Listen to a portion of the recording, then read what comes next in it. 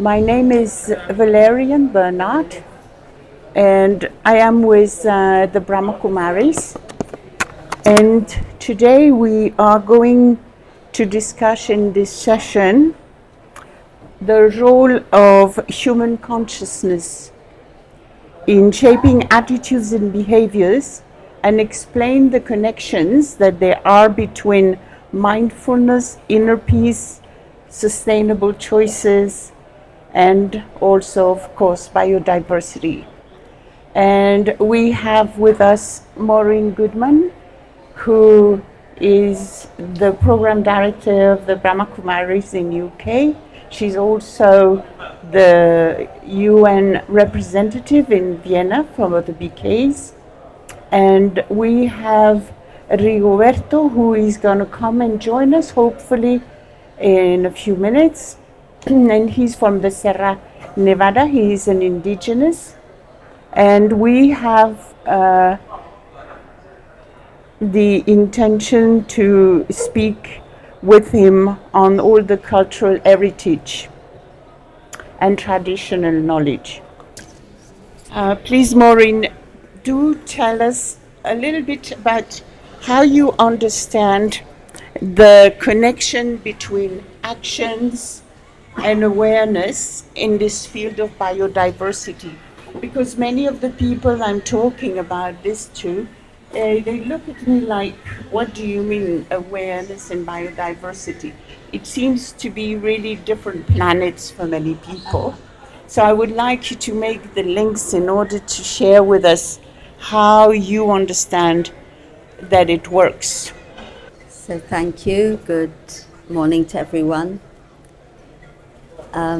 It's very important topic to understand. We're all sentient beings, conscious beings, and a principle, it's a spiritual principle that I've come to understand, is that whatever is within is reflected without. And when we do see the state of our planet at the moment, I think that tells us something about the consciousness of human beings. What is consciousness? Consciousness is actually me, myself as a living being with thoughts, awareness, feelings. I'm actually a conscious being, and my consciousness, or I could say consciousness, really is what the self is.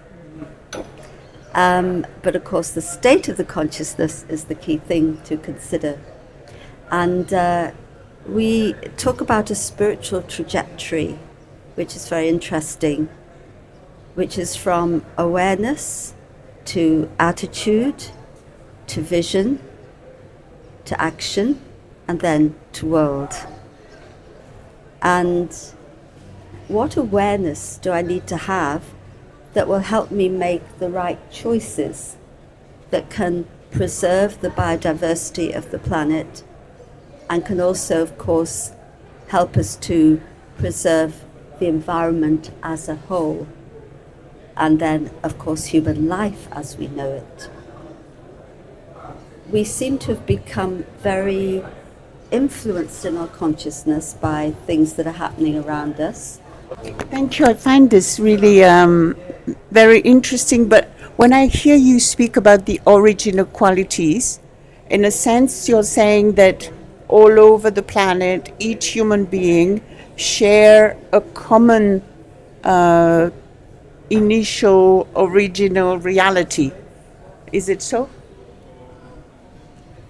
Yes, in fact, this kind of awareness takes us beyond the divisions that we so often see constantly see in human life and in the world. And, the whole thing of your attitude and then your vision is also connected with your worldview. And I know we're going to hear much more about the indigenous worldview. But if I view myself as being part of nature and actually cohabiting with nature, then I'm aware with gratitude of what nature is giving to me, and I also have the awareness that I have to give something back. we all share this original state of being, but we have lost it or we have forgotten it. And when I remember it for myself, I begin to see it in others, and that really changes my vision. Because if this is my original state, that must be the original state of others too. And we all know whatever is our vision, we tend to, that is what others tend to respond to.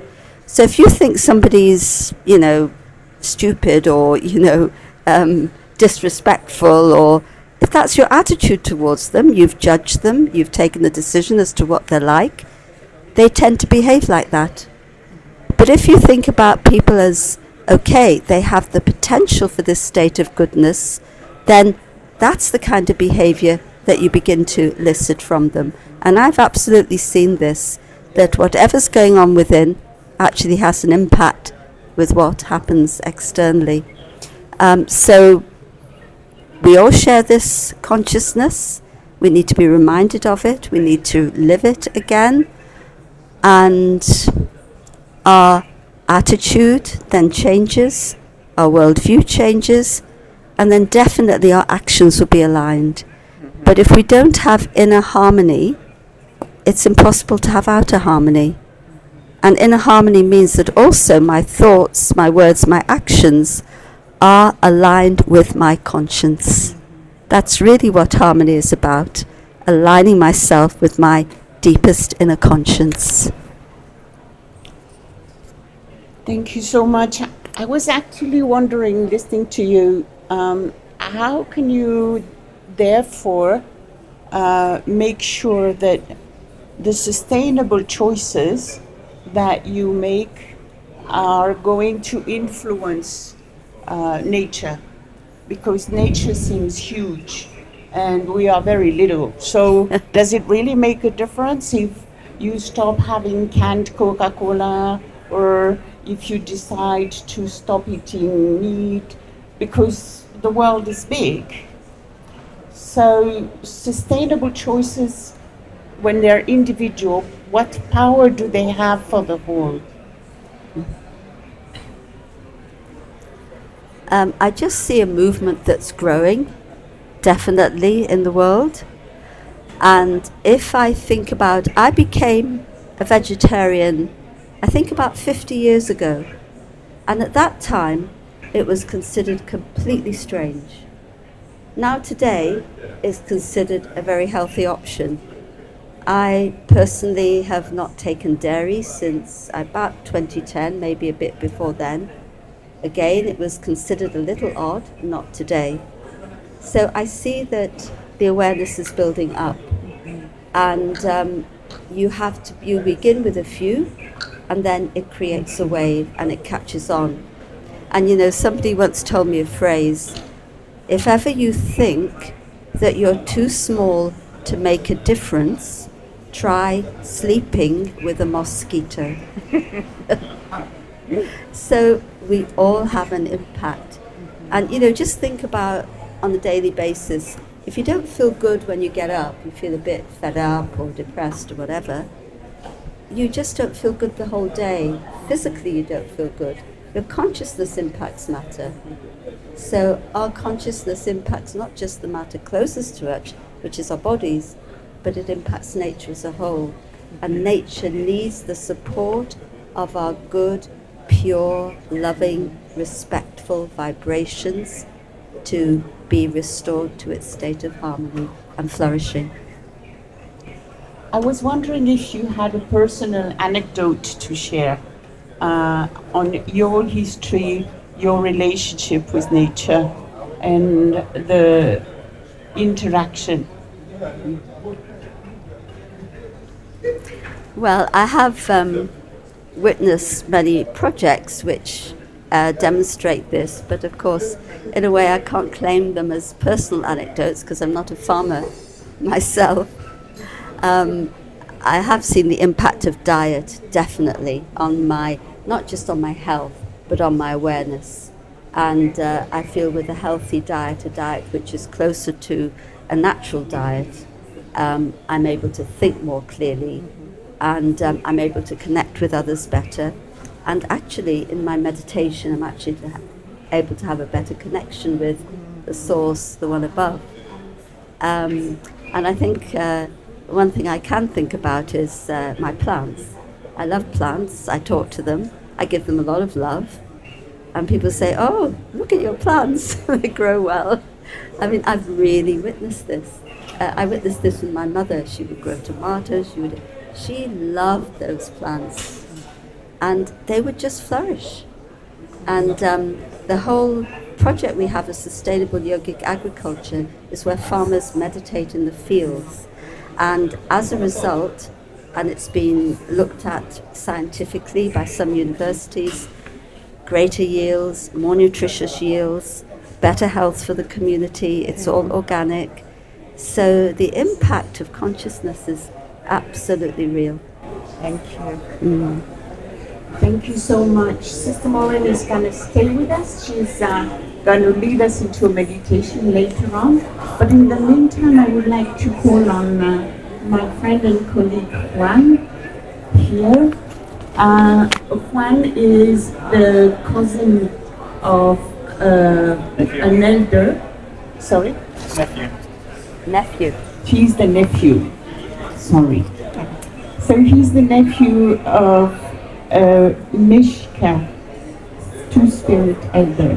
So he's got a very nice connection with him, and he's going to be able to share with us some of the program and projects he works on, but also all the human rights aspect that his uncle has been defending and the impact it's had, and also the heritage, which is something that is so invisible, but has got so much impact. So thank you, Valerian, and I wanna first acknowledge the all the indigenous people of Colombia and how they've been really with an open heart welcoming us to this land, to this part of the planet, and to the heart of the world, as many say. And I come from a lineage of Mexica, which is Aztec in Mexico. My uncle went to what it was in the 90s with the Zapatista movement.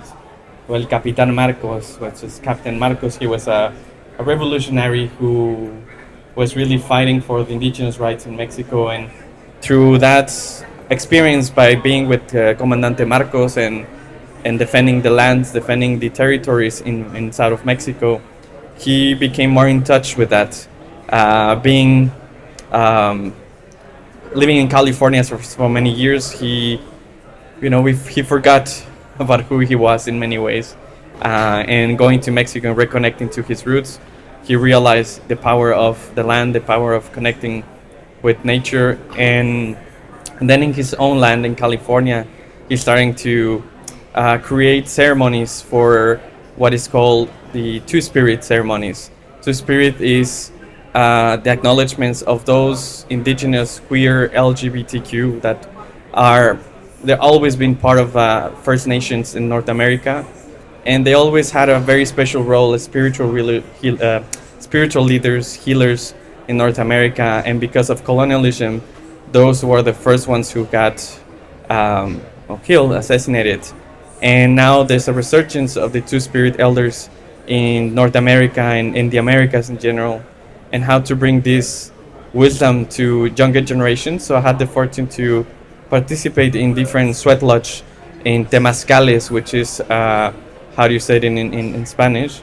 And it's a ceremony that allows us to connect with each other, to connect with other elders, with other indigenous folks who are in touch with these two energies, which are the Two-Spirit energies. And I wanted to touch base on that because it reminds me of how, what the secretary was saying yesterday about, or 2 days ago, how spirituality was part of these conferences in the past, how there was so much talk about spirituality. And it reminded me of how much we still can share about this, how much the value of our own consciousness can really bring differences in these conversations and these negotiations.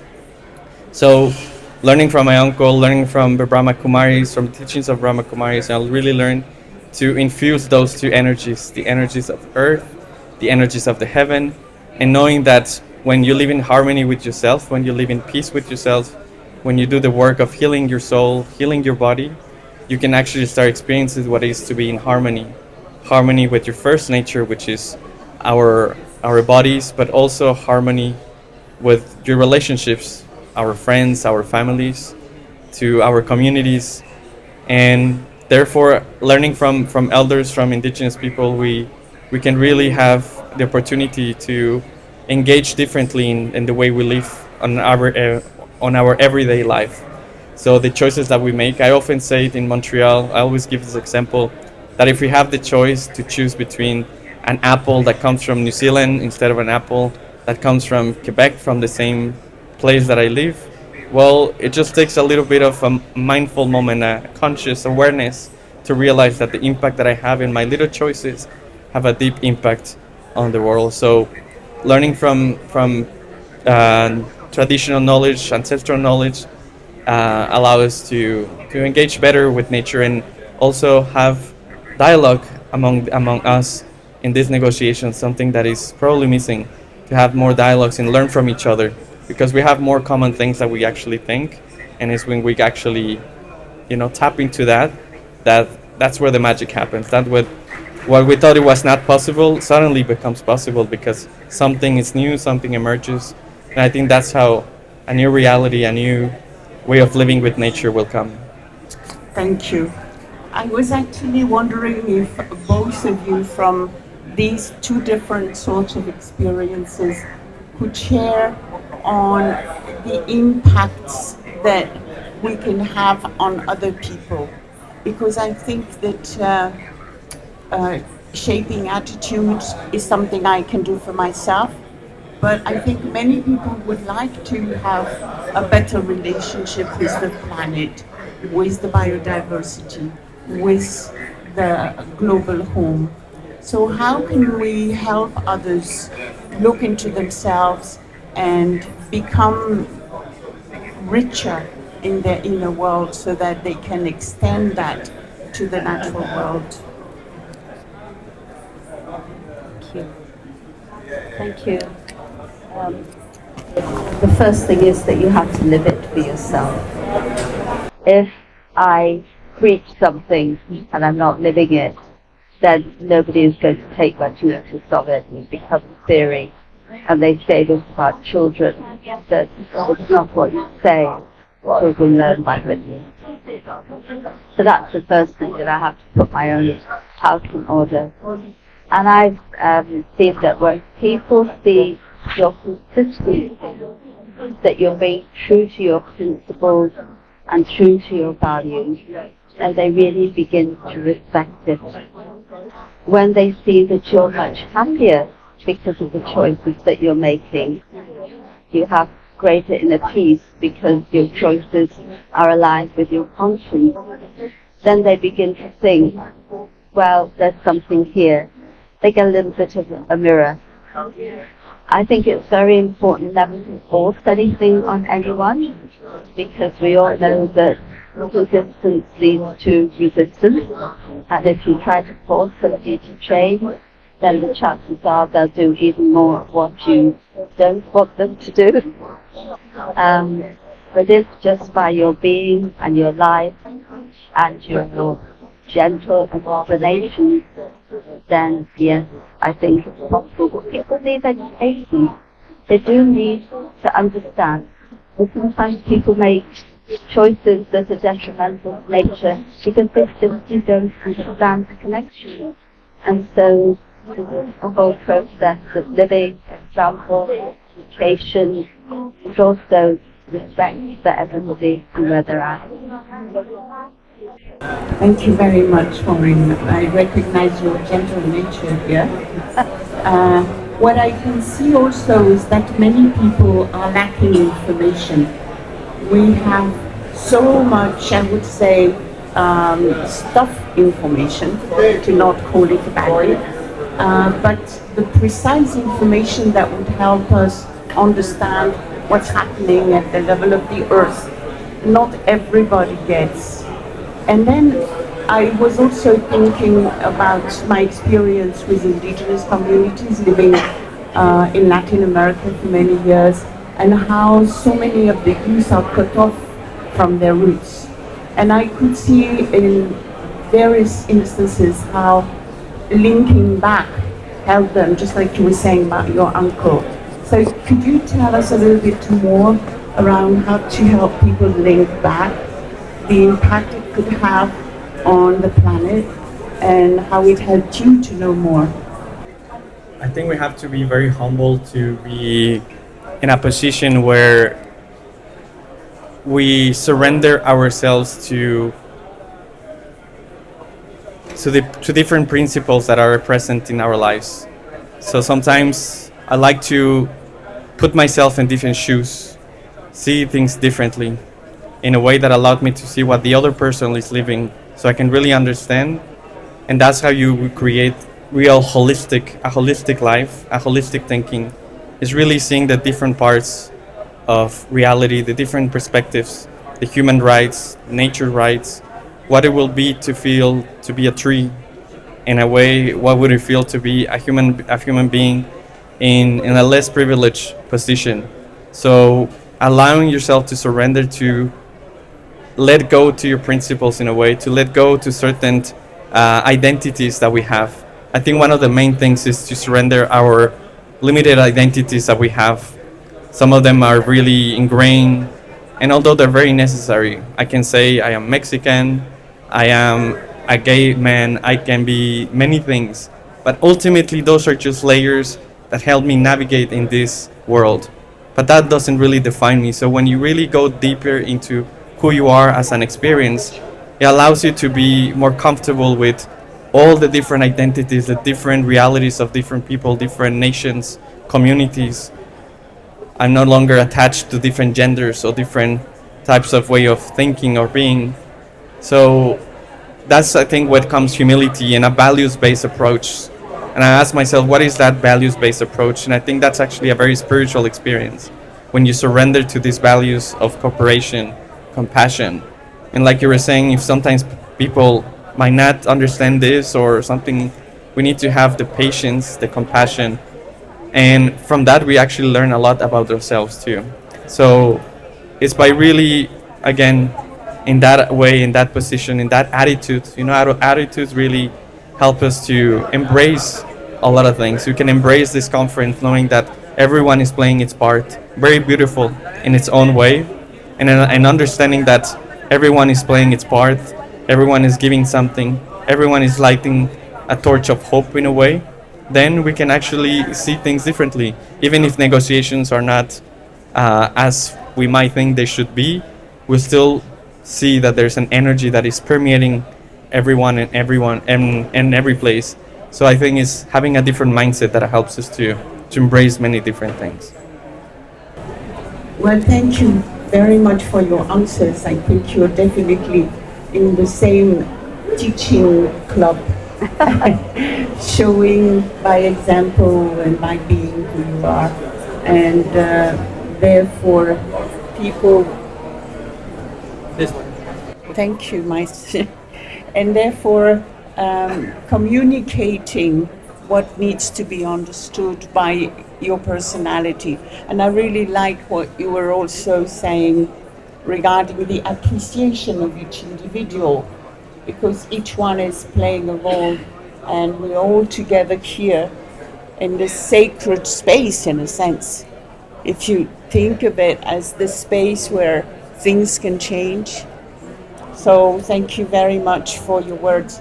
We actually thought that we could have a moment of reflection that Juan was going to guide on how we can actually help into doing and being able to regenerate the whole system of biodiversity. So we had a reflection moment with you now, and then we'll have a moment of silence guided by Maureen. Is that okay with you, or is there some burning question in the audience? So I wanted to to have a little bit of I wanted to share a story because it's from that story that allows me to, allow us to see life differently, and how maybe we can have actions that allow us to see things in a different way. And I want to share a story that comes from an experience that I have in the mountains of Canada, in the Rocky Mountains.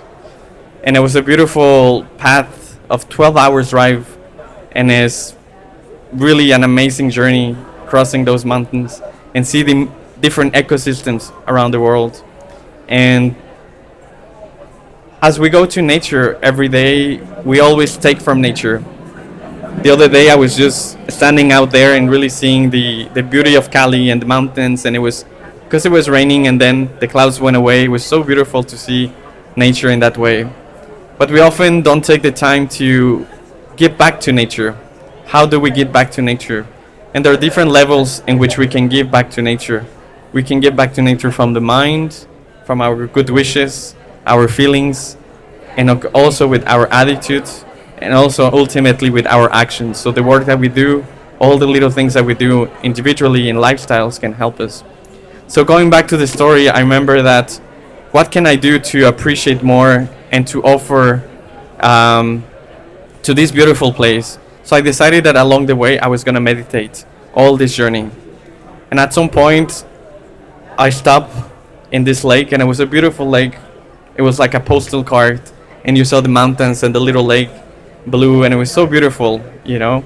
And those images that now you see in social media, it's like, I want to go there, you know. and I decided, okay, well, let me continue my meditation, my practice. Let's give back to nature. So I decided to consciously meditate on the water, on the ecosystem and the mountains. But then at some point there was a smell, a really rotten smell, that it was like, doesn't fit with this place, you know. And then I saw the fish along the shore, and I was really like, what's happening here, you know, what happened here? And I really didn't understand until later on the journey. I saw that there was some pollutants in the water, but we couldn't see it. And the same night when I arrived to my home, I had this dream, and I was exactly in the same place that I was meditating. But suddenly I saw this fish coming to me, and he said, I am the spirit of this place, and I want to thank you for giving us the energy that allows us to feel better and to purify the atmosphere.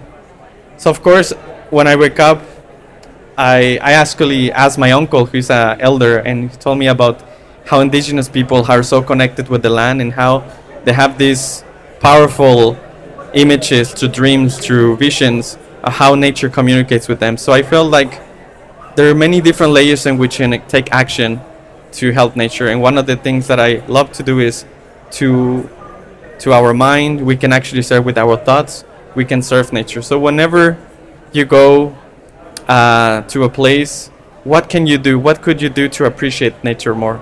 What is your relationship with nature? And that's something that I ask myself often. What is my relationship with nature today? How I'm giving back to nature? In which way I'm appreciating what she's giving to me every day?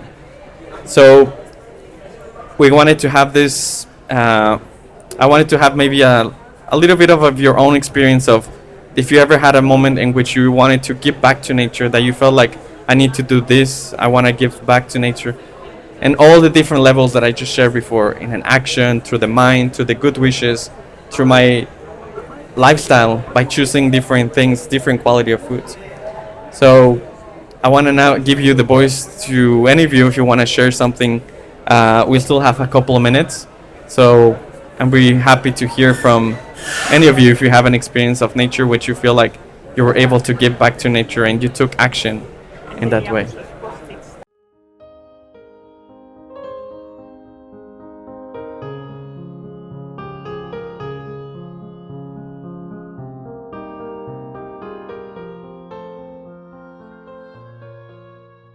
When I was teaching the little kids about the relationship with nature, and that was like maybe in 25 years ago, I was telling them, just imagine that nature is like your leg, and you are like the little ants walking onto nature. And don't think nature doesn't feel. Now I would like you to walk like you are an angry little ant going to work very unhappily. And so they were doing the game of miming it. And then I said to them, try to walk now as if you're old and tired, and feel it in your leg. So it was so amazing for me to see how these kids really got the importance of awareness being communicated as if it was in a live territory, alive and present. What about you, David?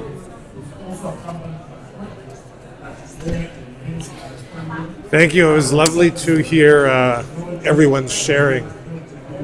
And it reminded me of different opportunities I've had to learn and work with the Mi'kmaq people of the eastern part of Canada, where I now make my home. And one of those experiences was doing a water walk with Elder Doreen Bernard.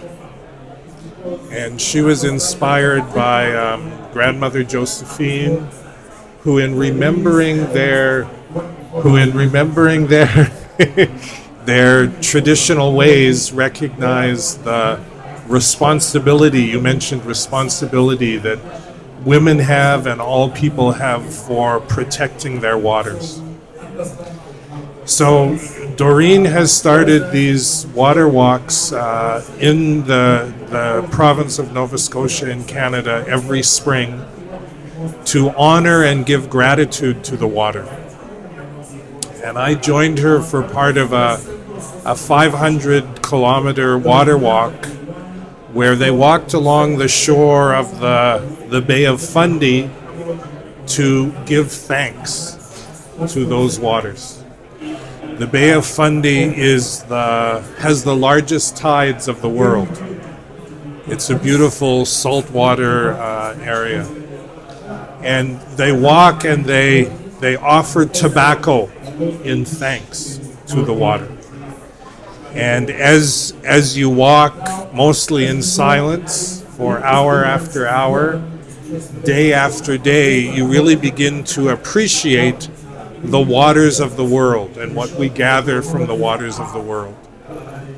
And Doreen made it really clear, it's not just these big bodies of water, but every trickling stream that you go by, every puddle of water on the side of the road might be what provides nourishment and sustenance to a bird, or to the worms that are there, or to the plants that grow that are then concerned by other beings. And it was a really powerful lesson about having a consciousness of our interconnection and our interdependence with the natural world. And the whole water walk of many days, of I think it was 27 days this one spring, was a prayer for our relationship with the waters.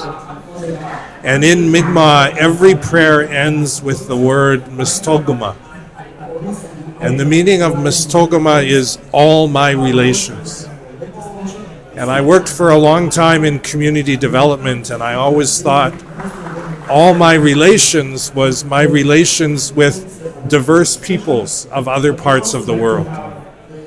But in the Mi'kmaq consciousness, the Mi'kmaq spirituality, all my relations is about our relationship with all living beings, with the plants, the animals, the birds, the creepy crawlers, the water, the sky, all of those elements.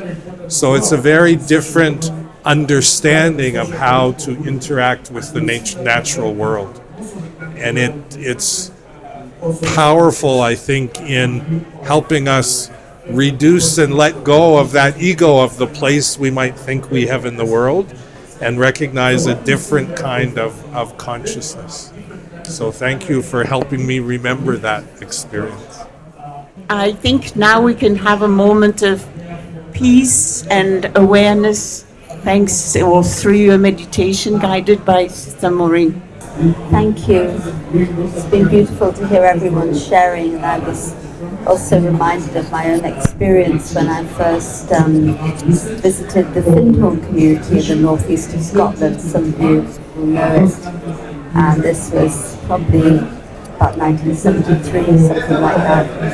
And that was the first time I really felt the connection with nature, and I couldn't see, but I could really feel the nature spirit, the spirit of the plants, and that really stayed with me. And I still feel it on occasions, but when I look back, when I think about it, I feel it where nature is growing naturally, in a wild sense. Where nature is very cultivated, I don't get the same feeling. I feel as if the nature spirits have become very restricted. And yet when there's a very natural setting, they're just joyous.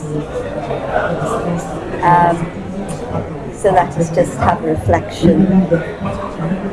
First, I know we're in the midst of a lot of noise, but when you go inside, the power of silence could be greater than the power of sound. Although I'm guiding you with sound. And so just imagine yourself to be light. We have our physical bodies, but internally our consciousness is light. Just think of a star of light in the center of your forehead. And this is actually the seat of consciousness. I am that beautiful light, shining in my purest state. And feel the burdens lifting from you as you experience yourself to be the light that you really are. And in that state of light, there's the feeling of remembering my inner state of peace. It's as if a well of peace comes from the inside and manifests in my consciousness. And I say, despite all the things happening around me, I actually am a being of peace. And this is a sacred space of peace that I can return to whenever I wish. But also, that sacred space of peace within is the place for which to serve.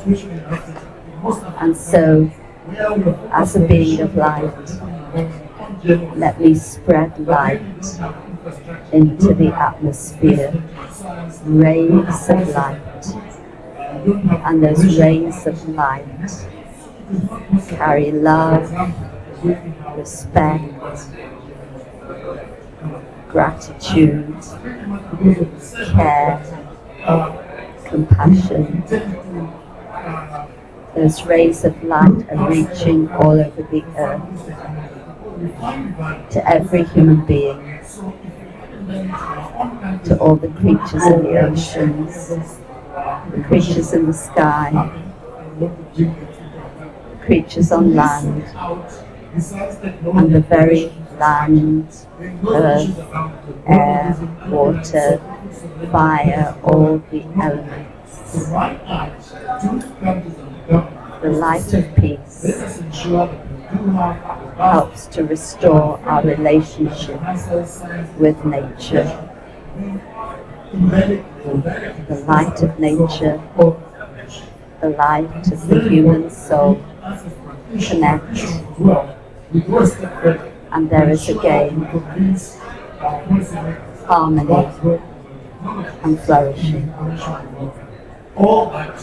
Let me remember to send out the light of love, the light of compassion, the light of respect, the light of gratitude to nature as much as I can.